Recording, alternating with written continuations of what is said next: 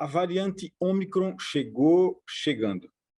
Ela veio para reforçar o discurso de negação às vacinas, porque ela é mais transmissível e, em alguns casos, ela é até capaz de dar uma driblada na proteção que a vacinação dá a cada um de nós. Essa nova onda da Covid-19, ela levou muitos dos não vacinados para os leitos dos hospitais. Mas ela também atingiu alguns que também já haviam tomado vacina, primeira, segunda ou terceira dose.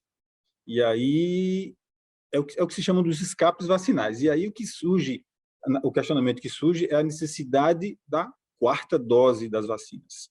A gente sabe que as vacinas protegem, mas essa necessidade de discussão ela é muito clara. Então, para quem seriam essas doses? Quem deveria tomar a quarta dose? A partir de que faixa etária? Como é que a gente iria definir isso? Né? Com que frequência a gente tem a necessidade de tomar a quarta dose? Em comparação com a vacina da influenza, todo ano tem uma. Qual o nível de proteção que a terceira dose daria para que a quarta dose não fosse o mais ou menos necessária a cada um? São muitos os questionamentos que a gente tem em torno da quarta dose da vacina da Covid-19. Eu sou Josimar Paraíba e este é o Opinião Pernambuco e este é o assunto que nós escolhemos para tratar hoje. Nós convidamos para conversar com a gente sobre a quarta dose da vacina da Covid o pesquisador da Fundação Oswaldo Cruz, Rafael Dália. Rafael é doutor em Biologia Molecular pela Universidade de Brasília, sendo uma parte do seu doutoramento realizada na Universidade de Cambridge. Atualmente, ele é pesquisador do Instituto Agil Magalhães, da Fiocruz, Pernambuco. Também é membro da Academia Pernambucana de Ciências. Eu começaria perguntando ao doutor Rafael por que a quarta dose ainda não é um consenso na comunidade científica. Seja bem-vindo à Opinião. Obrigado, Josimar. Olá, telespectadores do Opinião Pernambuco. É um prazer estar aqui de novo com vocês. Com relação, é muito polêmico esse tema, né, da quarta dose, vou dizer por quê. Porque, assim, primeiro, existe uma população que, de fato, precisa da quarta dose, tá? Que são aquela população de pessoas imunocomprometidas, né? Elas têm cerca de 40% dessas pessoas não conseguem gerar uma resposta imunológica adequada, mesmo após a terceira dose. Isso já é consenso, né, na OMS, no CDC, e o Ministério da Saúde acatou essa decisão desde dezembro do ano passado, que essas pessoas mandatoriamente têm que tomar a quarta dose para manter sua proteção, né? E essa vacina, que é a vacina da Pfizer, que na falta da Pfizer, o AstraZeneca ou Janssen é a recomendação para essa população que é mais vulnerável ao vírus, né? Essa discussão está se avançando no mundo inteiro, né? Existem alguns locais, como o Reino Unido, por exemplo, que pessoas a partir de 75 anos de idade, que vivem em lares, né, também estão tomando a quarta dose, e Israel avançou um pouco mais no sentido da quarta dose para aquela população de médicos, né, que estão na linha de frente, por estarem mais expostos ao vírus, né? Mas, hoje, a deliberação do Brasil e indicação da Sociedade Brasileira de Imunização é que não é prioridade. A prioridade hoje é manter o esquema vacinal com as duas doses, ou dose única, e reforçar, avançar no sentido da terceira dose. Tá? Isso é muito claro por vários motivos. Primeiro, porque a gente não pode falar de quarta dose enquanto um terço da população do mundo não tomou sequer uma dose, né? Outro ponto é que desses que tomaram, apenas 20% tomaram a terceira dose, né? Então, não é o momento apropriado de falar de quarta dose como um todo, né? Para essa população vulnerável, sim, imunocomprometidos, quarta dose. Mas para a população em geral, não faria sentido, né? Vejamos o exemplo do Brasil hoje. A gente está com mais de 80% da população com uma dose, né? 72% com duas doses e nem 30% tem a dose de reforço. Então, como falar da quarta se estamos a 30% só da terceira? Então, não seria momento de discussão para a população em geral da quarta dose. Muito das decisões tomadas no país, infelizmente, não leva por base as questões científicas, não escuta suficientemente a comunidade científica para se tomar decisões administrativas. E aí elas passam a se tornar decisões políticas. E aí eu lhe perguntaria, qual a avaliação que o senhor faz sobre o fato de alguns estados já adotarem a quarta dose em alguns casos, como em pessoas com comorbidades, idosos e profissionais, até em profissionais de saúde. Como é que a gente avalia isso? Qual é a sua opinião? Bom, minha opinião é que isso é um problema global, né? Existe um desbalanço total das vacinações, não só dentro de um país, como entre países, né? A partir do momento que a gente tem países que estão com 90%, se a gente for falar do Chile, o Chile, 70% da população do Chile já tomou a terceira dose. Já está se falando no Chile de quarta dose para a população inteira, né? E países da África que nem sequer tomaram a primeira. Então, esse problema de uns avançarem em detrimento ao outro não é só local, não é só Brasil, é mundial. Isso é um problema, porque isso gera o que a gente chama de assimetria de vacinação. Ou seja, existem locais que estão vacinando mais e locais que estão vacinando menos, tanto dentro do Brasil como no mundo. O que é que isso representa? A pandemia ela é global, ela não está restrita a um país, ela está no mundo inteiro. Então, se eu não avanço em todos os países com a mesma frequência de vacinação, que seria uma coisa simétrica, eu vou fazer o quê? Eu vou favorecer o surgimento de novas variantes. Então, não adianta um Estado vacinar mais na frente em relação ao outro, enquanto a medida tem que ser uma coisa homogênea. Então, não faz sentido e não é recomendado como sucesso de enfraquecimento da pandemia. Rafael, em um país que o governo prega negacionismo, é impossível não citar, cria fantasias a respeito dos efeitos da vacinação. É sempre necessário perguntar, por mais que isso já tenha sido respondido, se é possível haver alteração de DNA do ser humano a partir da primeira, segunda, terceira ou da quarta dose, que é a dose que a gente está discutindo. Que tipo de mudança pode existir no DNA, já que esse é um dos argumentos para muitas pessoas que não estão se vacinando ou estão segurando os filhos na hora de vacinar, porque é hora das crianças também tomarem a primeira dose ainda, embora a gente já esteja discutindo aqui a quarta. Mas existe alguma possibilidade? Como deixar isso claro para quem ainda tem alguma dúvida sobre essas possíveis mudanças, se é que elas existem, no DNA humano? Não existe, isso é fantasia, né? Do mesmo jeito que a Terra não é plana, né? É a mesma coisa, esse é um desserviço, né?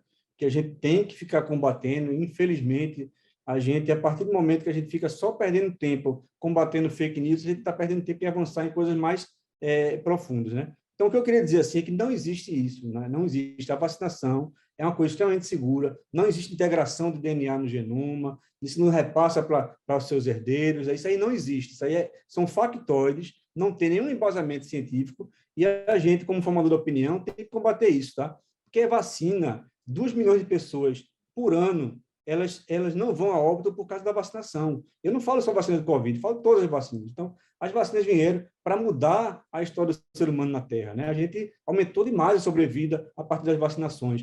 Antigamente, quando não tinha vacina, crianças iam a óbito nos seus 5 primeiros anos de idade, 20% das crianças. Isso não é a realidade de hoje. Então, a gente esquece a história, né, e vai dar vazão para a opinião de pseudos profissionais, né, que se julgam dono da opinião, mas que não tem nenhum artigo científico que mostre isso. Então, não tem embasamento, como não tem 5G, tem pessoas que têm um chip 5G, que a pessoa vacinada vai virar um robô. Enfim, isso aí a gente não tem que dar vazão a isso, a gente tem que dar vazão ao que importa, que a gente tem que vacinar, a vacina protege e que vacina sozinha não resolve. A gente tem que continuar insistindo nas medidas de distanciamento social, higienização da mão, uso de máscara, e continuar insistindo também no desenvolvimento de medicamentos, que é isso que a ciência está fazendo e vem informando a população desde o primeiro dia da pandemia.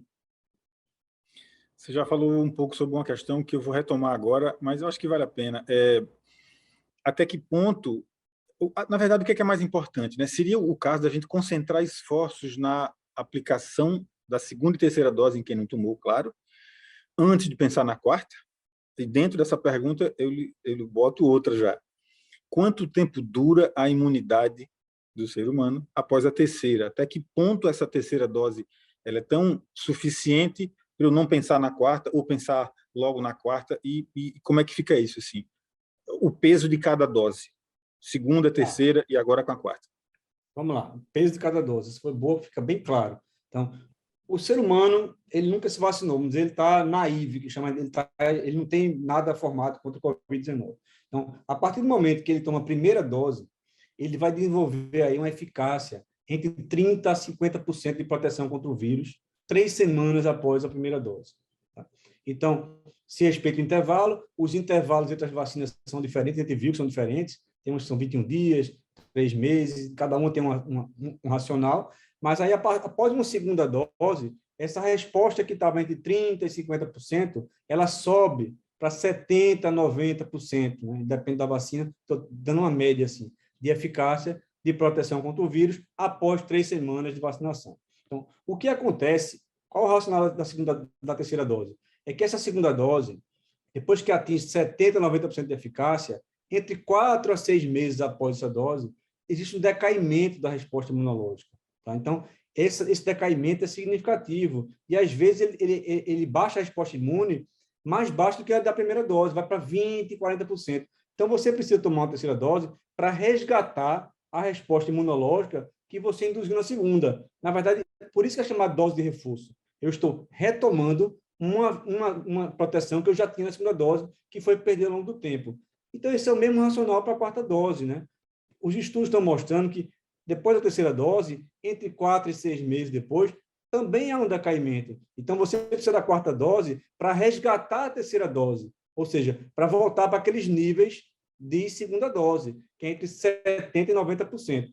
O que os estudos mostram é que a quarta dose aumenta em 5 vezes, mais ou menos, a resposta de anticorpos. E no papel de jornalista, a gente fica fazendo exercício de futurologia. Você dá o desconto aí se você achar que eu estou entrando demais, querendo adivinhar o futuro demais. Mas eu te perguntaria a respeito disso que você falou. Você deixou claro que as vacinas até perdem um pouco a efetividade diante da Ômicron, diante dessa nova variante, elas perdem um pouco a efetividade, mas continuam a evitar hospitalização e morte. Isso tá, beleza, tá ok. Mas nada garante que o mesmo vai acontecer com as próximas variantes que, acaso, passem a existir. Aí lá vem o exercício de futurologia. Os cientistas esperam que novas versões do coronavírus surjam ao longo dos próximos meses, e aí, junto com a pergunta, eu já faço outra, porque aqui é tudo no pacote. As vacinas disponíveis continuam funcionando contra essas novas variantes que possam surgir? Como é que fica essa sequência? Olha, o que a gente viu aí, essa variante, vamos falar da Ômicron, que é a do momento, e mais de 90% das amostras sequenciadas no Brasil são dela, então é a cepa predominante de hoje, é o hoje que a gente tem hoje. Ele é pouco diferente daquelas originais, daquelas cepas no começo. Então, as vacinas foram desenvolvidas para umas variantes que são um pouco diferentes dessa de agora. O que acontece é que a Ômicron ela consegue escapar parcialmente das vacinas que a gente está vivenciando hoje, né? O que é que significa dizer isso? Significa dizer que uma pessoa, mesmo com 2 doses vacinada, até com a terceira dose, ela é sim capaz de se infectar e de transmitir a doença. Agora, veja bem, a capacidade do vírus infectar o indivíduo é menor e a capacidade de transmitir também é menor. E mais importante do que isso é que, mesmo infectado, uma pessoa vacinada, ela não consegue desenvolver, em linhas gerais, as formas mais graves da doença. Ou seja, os dados estão muito claros, mostram aí que uma pessoa vacinada, completamente vacinada, tem 17 vezes menos chance de ir para a UTI e 20 vezes menos chance de ir a óbito. Então, mesmo ela não tendo protegendo a pessoa 100% contra a infecção, existe um upgrade, uma resposta imunológica muito boa no sentido da preservação da vida, né? Que eu acho que é o mais urgente para a gente hoje é isso, né? A gente já chegou no Brasil com números de 4.000 mortos por dia, né? Antes da vacinação, né? E hoje a gente já teve uma redução significativa. Esse aumento que a gente está vendo hoje caiu para 300, para 800, que as pessoas estão tolerando, que é intolerável, né? Não é por conta da vacinação, porque a maioria das pessoas que estão indo para óbito, teve uma fala do secretário de saúde, né? Que ele falou, olha, aqui na UTI, 4 em cada 5 é de não vacinados. Quem tá indo a óbito, 4 de cada 5 é quem não tomou vacina ou que tomou vacina parcialmente, né? Então, o que a gente tem que estar na cabeça da população é que é preciso manter a vacinação em dia o tempo todo, né? E não só isso, aconteceu um relaxamento muito grande com relação às medidas de prevenção, né? As festas, o carnaval agora, ainda bem que foi impedido, o carnaval popular, no caso, né? O governo deliberou que não vai acontecer, que é sensato, porque a vacinação é importante, sim, ela é fundamental. mas é uma tríade. A gente tem que vacinar, tem que continuar mantendo os cuidados de prevenção, né? Ou seja, uso de máscara, higienização da mão, evitar aglomeração e também desenvolver medicamento, né? Isso a ciência está fazendo e está informando. Agora, a gente precisa, aí indo para o lado um pouco político, a gente precisa de ajuda, né? Não adianta você querer dizer para o cidadão se isolar se ele recebe um auxílio emergencial de R$ 250, que não dá nem para sobreviver, né? Então, é preciso ter que o governo também tenha o papel dele no sentido de garantir um auxílio emergencial adequado, garantir condições de transporte público lotado sem máscara é inviável, garantir condições de trabalho, né, da pessoa ir para o trabalho dela em segurança, garantindo o uso de máscara, enfim, e fiscalizar. Fiscalizar. Não faz sentido o jogo de futebol com 40 mil pessoas no meio da pandemia, né? Então, eu acho que é um momento de união de governo, população e empresa. Só tendo essa união e um ajudando o outro, a gente vai sair dessa, né? Para proteger nosso semelhante, nossa família, nossos amigos. Enfim, eu acho que é basicamente isso, né? Um momento de união e de muita consciência, né? Para combater o vírus. A gente faz uma pausazinha rápida. É breve, rapidinho, a gente está falando, na Opinião Pernambuco, sobre todas as questões que envolvem a quarta dose da vacina contra a Covid-19. Isso é Josimar Paraíba e a gente volta já. É rapidinho.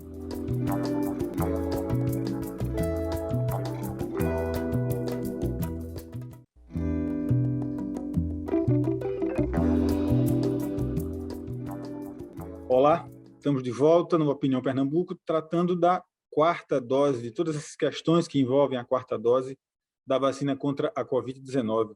Quem está aqui comigo é Rafael Dália, pesquisador da Fiocruz.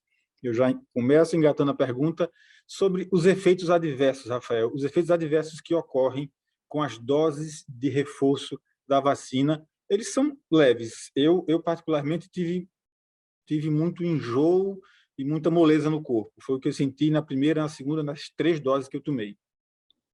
O que é que a gente sabe em relação ao perfil de segurança dessa quarta dose? Bom, primeiro as vacinas de Covid-19, todas elas são extremamente seguras, né? Tanto é que foram chanceladas, né, por órgãos de saúde, como a FDA, a Anvisa, né? Nada foi para a população de forma aleatória, né? Teve todo um estudo, análise de resultados que permitiram que essas fossem testadas em um estudo de fase 4 em seres humanos.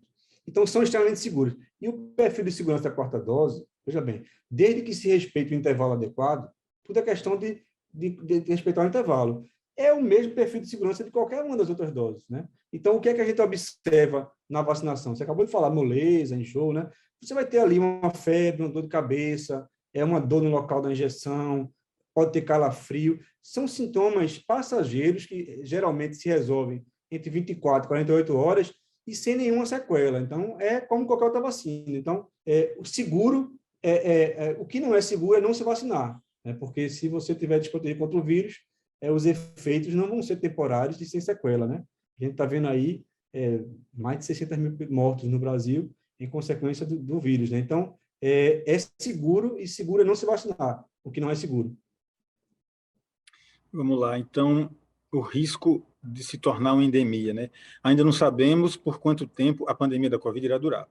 Existe muita preocupação de que o vírus da Covid se torne endêmico. Significa que ele teria uma presença constante entre nós.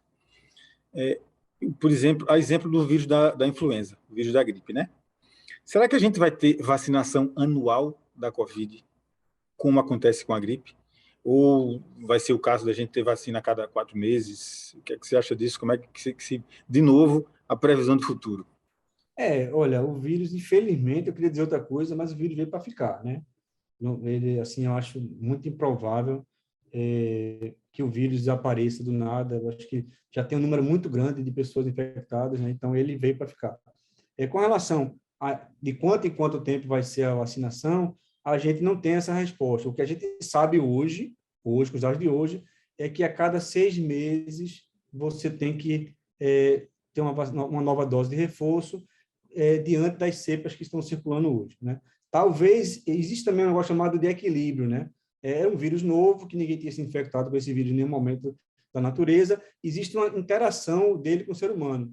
Essa interação pode tornar ele mais letal ou menos letal. É uma questão de adaptação. Isso é uma questão completamente aleatória. A tendência natural é que, com o tempo, esse vírus se adapte de uma forma mais adequada e se torne endêmica. Aí eu acho que é razoável pensar que teríamos uma vacina, pelo menos, anual de Covid. Mas pode ser que seja até em menos tempo, né? O que a gente vê hoje é que de 6 em 6 meses seria necessário uma dose de reforço. Vamos lá, agora a gente tem também o equilíbrio de forças, né? A gente tem uma questão comercial, industrial, outras questões políticas que envolvem todo esse processo todo de vacinação. E os laboratórios, eles não perdem tempo, né? As tentativas de atualizar a vacina estão sendo feitas, né? A Pfizer e a Moderna, se eu não me engano, elas disseram que estão desenvolvendo novas versões para os seus produtos que já existiram, né? Que já estão no mercado, para a variante Ômicron. Ou seja, eles estão tentando aperfeiçoar a vacina para ter mais efeitos sobre essa variante especificamente. Considerando que a atual onda de casos, hospitalizações e mortes já deve ter, digamos, arrefecido, né, em boa parte do mundo, porque a gente não está mais falando daquele caso, por exemplo, a exemplo do Brasil, 4.000 mortes num dia, a gente está tratando ali próximo dos 1.000 e ainda tem que se conformar em achar que isso é um número razoável, que está melhorando a situação, quando não devia ter caso nenhum. Mas será que faz sentido, então, criar um produto específico, esses laboratórios correrem atrás de criar um produto específico contra essa variante, especificamente contra a Omicron? E aí, dentro dessa, eu já lhe pergunto mais, qual é a capacidade das farmacêuticas e dos governos de atualizar, testar, aprovar, fabricar, distribuir as novas vacinas? Olha, a capacidade depende de interesse, né? Se os governos investirem, a gente, se a gente sempre for ver a situação da vacina no mundo hoje, a gente tem milhões de doenças no mundo todo. Você sabe quantas vacinas comerciais existem para a população no mundo todo? Para quantas doenças? Não passa de 30. Se você for procurar no calendário de vacinação, não existe vacina disponível para a humanidade para mais de 30 doenças. Então, o que acontece é que existe muito pouco investimento. Se investe muito mais em medicamento do que em vacina, porque é muito mais rentável para a indústria farmacêutica, né, dar o remédio e a pessoa ter aquela doença várias vezes do que a cura, né, de você vacinar e proteger aquela pessoa para sempre. Então, é uma coisa, uma política de Estado mesmo. Eu acho que, assim, é triste dizer isso, mas as farmacêuticas não estão produzindo as vacinas pensando apenas na humanidade, na raça humana. Tem um viés financeiro e mercadológico muito grande, né? Então, eles têm interesse de faturar mesmo e os governos precisam entender que eles precisam participar do risco também. O que aconteceu foi que os países que investiram mais cedo nas vacinas saíram na frente, né? Os Estados Unidos, ele encomendou milhões de doses de vários fornecedores muito antes da prova de conceito, muito antes de saber que aquela vacina ia funcionar. Ele participou do risco. E a partir do momento que ele participa do risco e aquela coisa dá certo, ele tem preferência de compra. O Brasil foi mais conservador. O Brasil ficou, não, eu não quero isso, não, negou a Coronavac 3 vezes, né?